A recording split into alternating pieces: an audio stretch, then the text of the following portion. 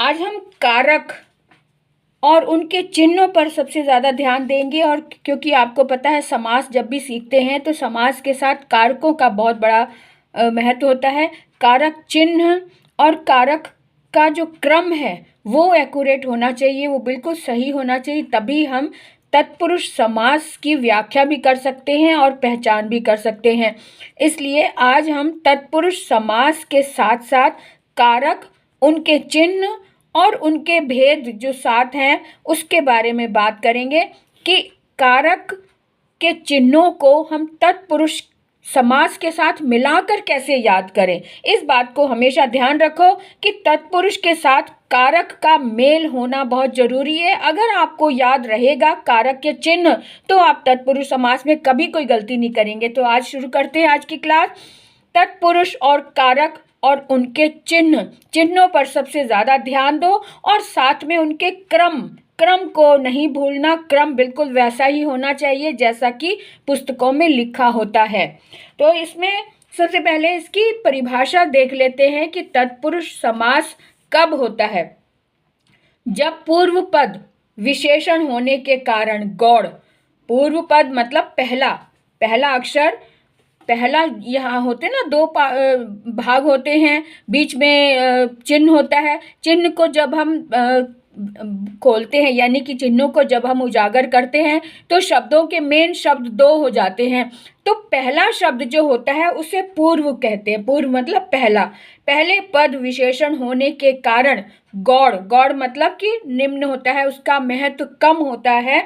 और उत्तर पद विशेष्य होने के कारण, आपको पता है ना विशेषण और विशेष्य, तो जब संज्ञा की विशेषता बताने वाला शब्द विशेषण होता है और संज्ञा जो खुद होता है वो विशेष्य होता है। तो यहाँ पे क्या कह रहा है कि उत्तर पद विशेष्य होने के कारण प्रधान होता है, वहाँ तत्पुरुष समास होता है। ठीक है, जहाँ पूर्व पद यानी पहला पद विशेषण होने के कारण गौड़ यानी कि निम्न होता है और उत्तर पद विशेष्य होने के कारण प्रधान होता है। ऐसे में यहाँ जब ऐसी परिभाषा हो वहाँ पर तत्पुरुष समास होता है। समास होने पर विभक्ति का लोप हो जाता है। जब हम समास यानी समस्त पद बनाते हैं तब विभक्ति का लोप हो जाता है, यानी विभक्ति वाले चिन्हों को हम गायब कर देते हैं। कारक के अनुसार तत्पुरुष के निम्नलिखित भेद होते हैं।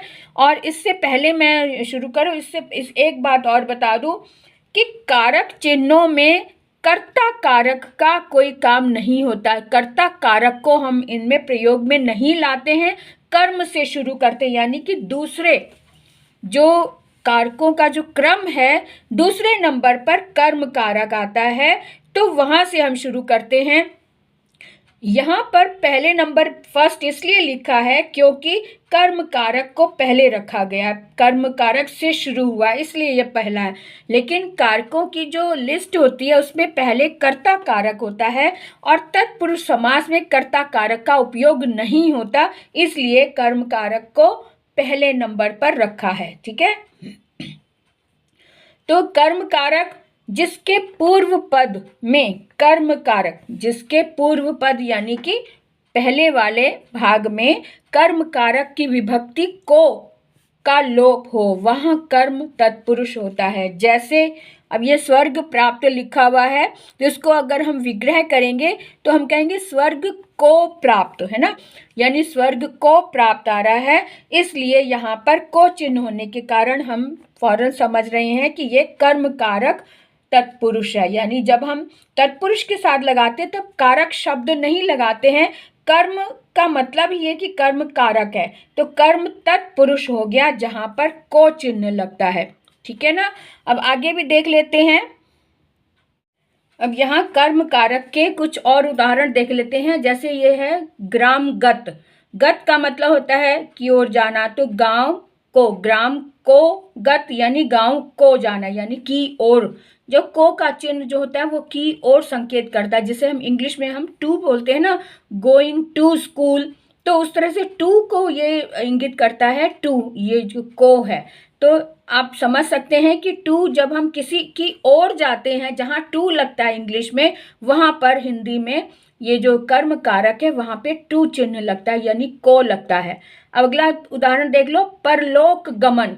परलोक गमन यानी परलोक को गमन कर, परलोक को जाना। मरणासन यानी मरने को, मरण को आसन्न, मरण की ओर, आसन्न का मतलब उसकी जो एक स्थान होता है उसकी ओर पहुंचा हुआ। मरणासन यानी मरने की हालत में होना, तो मरणासन यानी मरण को आसन्न। यश प्राप्त यानी यश को प्राप्त, ठीक है ना। इस तरह से ये कर्म कारक के कर्म तत्पुरुष के उदाहरण इस तरह से होते हैं। आगे देख लो, करण कारक जो दूसरे नंबर पे, यानी कि कारकों की सूची में करण तीसरे नंबर पर आता है, लेकिन यहाँ पर हम दूसरे नंबर पर ले रहे हैं क्योंकि कर्म से शुरू हुआ है, ठीक है। तो दूसरा है करण तत्पुरुष। करण तत्पुरुष वहाँ होता है जहाँ किसी साधन का उपयोग हम करते हैं। जब हम कोई कार्य कर रहे होते हैं और किसी साधन का उपयोग कर रहे होते हैं, तब वहाँ पर करण कारक, करण का चिन्ह भी होता है, से होता है, लेकिन साथ में के द्वारा जरूर लिखा होता है। के द्वारा का मतलब है किसी की सहायता के साथ आगे बढ़ना। तो जहाँ पूर्व पद में करण कारक की विभक्ति से या द्वारा का लोप हो, वहाँ करण कारक समास होता है। ये तो क्लियर हो गया। अब इसके उदाहरण भी फटाफट देख लेते हैं। उदाहरण में कैसे लगाएंगे, रोग से ग्रस्त, यानी कि रोग से ग्रस्त यानी रोग में चिपका हुआ, रोग से पीड़ित, जिसे ग्रस्त यानी पीड़ित। तो से का मतलब है कि उसके अंदर घुसा हुआ, यानी कि से का चिन्ह जो है एक साथ साथ चलने वाली बात होती है। जो साधन है जिसका भी प्रयोग हम कर रहे हैं वो हमारे साथ है, अलग नहीं है, हमारे साथ। जहाँ साथ की बात शो होती है वहाँ पर से चिन्ह होता है, वहाँ तृतीया यानी कि करण कारक, तीसरा कारण यानी करण कारक होता है। उसके बाद देख लो, हस्तलिखित यानी हाथ से लिखा हुआ है ना। हाथ से जब हम लिख रहे हैं और हाथ का काम और कलम का काम साथ साथ चल रहा है ना, तो हाथ से मतलब के द्वारा। तुलसीकृत, तुलसी के द्वारा लिखा हुआ, यानी कि लिखा जा रहा था तो तुलसी के हाथों से लिखा जा रहा था, तो तुलसी के द्वारा कृत किया, तुलसीकृत हो गया। अकाल पीड़ित, अकाल से पीड़ित हो गया, से यहाँ पर भी साथ चलने वाली बात हो जाती है। शोकाकुल यानी शोक से आकुल, शोक से व्याकुल। तो इस तरह से ये आप अच्छे से समझ लो कि करण तत्पुरुष जो होता है वो साधन अपने साथ साथ रहता है, वो साधन साथ साथ चलता है, वहाँ पर करण कारक होता है और इसका चिन्ह से होता है या फिर द्वारा लिखा होता है, तो वहाँ करण तत्पुरुष होता है। अब आगे भी देख लेते हैं कि चौथे नंबर पर जो कारक है वो है संप्रदान। संप्रदान यहाँ पे तीसरे नंबर पर है क्योंकि कर्म से शुरू हुआ है। तो क्रम की संख्या, जो कारकों की संख्या है क्रम वाइज, वो चौथे नंबर पर होता है। संप्रदान का चिन्ह होता है के लिए, चिन्ह होता है के लिए। यहाँ पर जब हम विग्रह करते हैं तब के लिए चिन्ह सामने आ जाता है और समस्त पद में के लिए चिन्ह जो होता है वो लोप होता है। अब यहाँ पे के लिए का मतलब आपको पता है, कई बार शब्द जो है वो को लगा होता है, लेकिन उसका सेंस, जो उसका जो अर्थ होता है वो के लिए आता है। जैसे भिखारी को वस्त्र देना, है ना। जैसे माता बालक को दूध देती है, को चिन्ह आ रहा है लेकिन के लिए शो होता है कि बालक के लिए दूध देना होता है। तो इसलिए जैसे देवालय है तो देव के लिए आलय, है ना। के लिए यानी आलय का मतलब होता है स्थान, तो देव के लिए आलय। हवन सामग्री, हवन के लिए, हवन की सामग्री नहीं होगा, हवन के लिए सामग्री होगा। रसोई घर, तो रसोई के लिए घर, रसोई का घर नहीं कहेंगे क्योंकि रसोई यानी कि खाना पकाने का स्थान है, इसलिए रसोई के लिए घर होगा।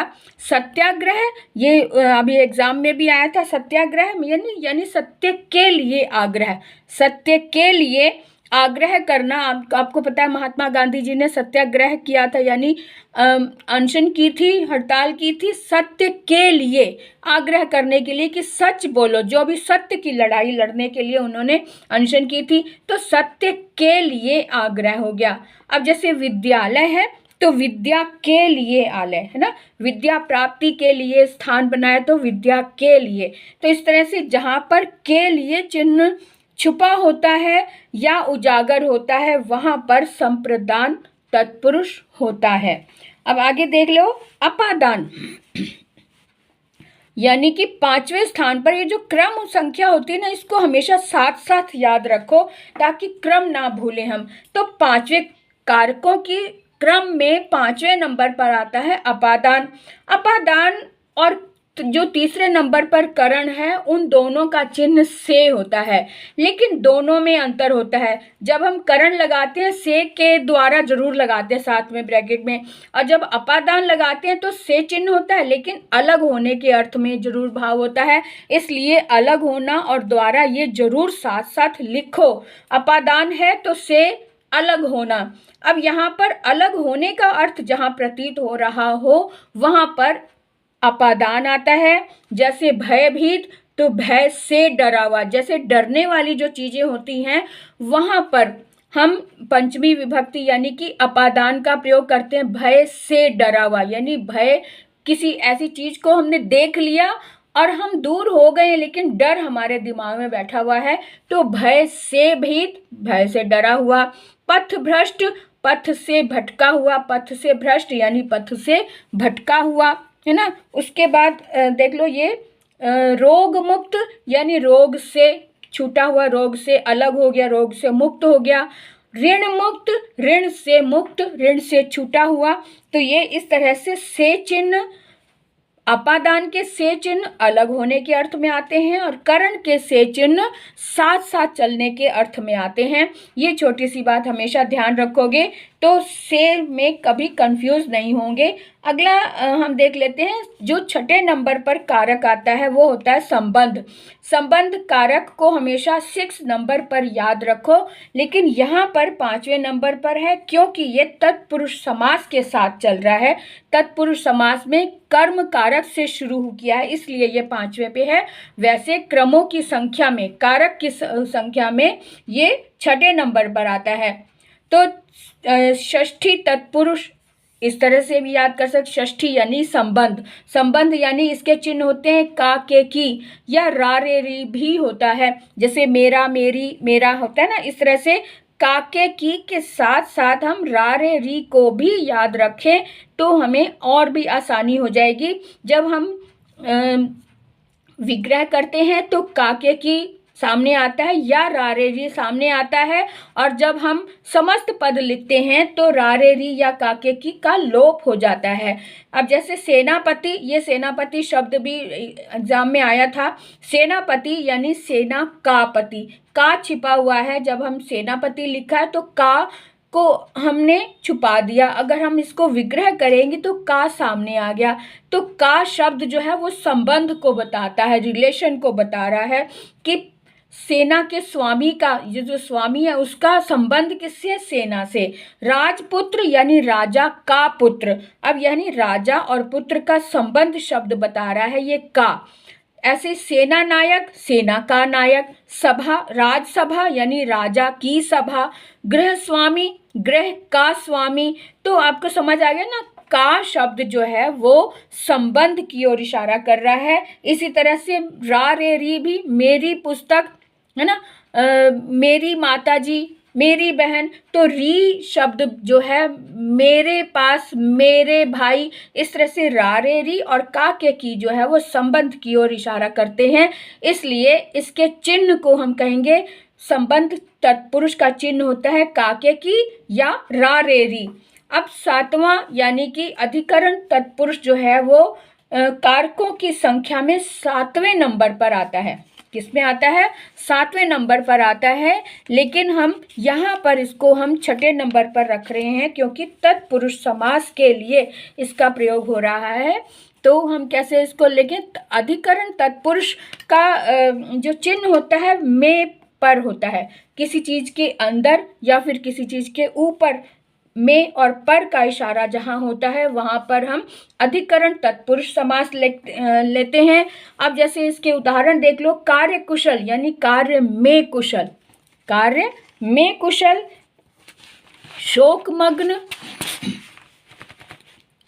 शोकमग्न यानी शोक में मग्न, शोक में डूबा हुआ, है ना। उसके बाद शरणागत, शरण में आगत यानी शरण में आया हुआ। लोकप्रिय, लोक में प्रिय, ये शब्द भी अभी एग्जाम में आया था। तो लोकप्रिय यानी लोक में प्रिय। दानवीर यानी दान में वीर, है ना। ऐसे एक महावीर शब्द भी एग्जाम में आया था और वहाँ पर वो कर्म धारय में आता है, क्योंकि वो हम क्या कहेंगे, महान है जो वीर। यहाँ पे दानवीर आया है तो दान करने में जो वीर है, इसलिए ये में लग रहा है यहाँ पर, इसलिए ये अधिकरण तत्पुरुष हुआ। महावीर जो है वो कर्म धारय में आता है, क्योंकि वो आएगा महान है जो वीर, है ना। इसलिए उसके विग्रह के अनुसार ही हम, चाहे मिलते जुलते शब्द हैं लेकिन विग्रह के अनुसार हमने समास का नाम देना होता है। तो इस तरह से हमारे ये जो 6 कारक इसमें प्रयोग में लाए गए हैं उनका प्रयोग हो गया, उनके साथ सबके हमने उदाहरण भी देख लिए। तो अब आपको समझ में आ गया होगा, अच्छे से समझ में आ गया होगा कि इसका प्रयोग कैसे करना है, ठीक है। तो इनका अभ्यास करें, जितना अभ्यास करेंगे उतना ही हमारे लिए उपयोगी होगा। तो अब मैं अगले वीडियो में इसको, इन कारकों को याद कैसे किया जाए, याद रखा कैसे जाए, इस बात पर एक छोटा सा वीडियो बनाऊंगी, उसे ज़रूर देखना। तो अगले वीडियो तक के लिए इंतज़ार करने के लिए बाय बाय।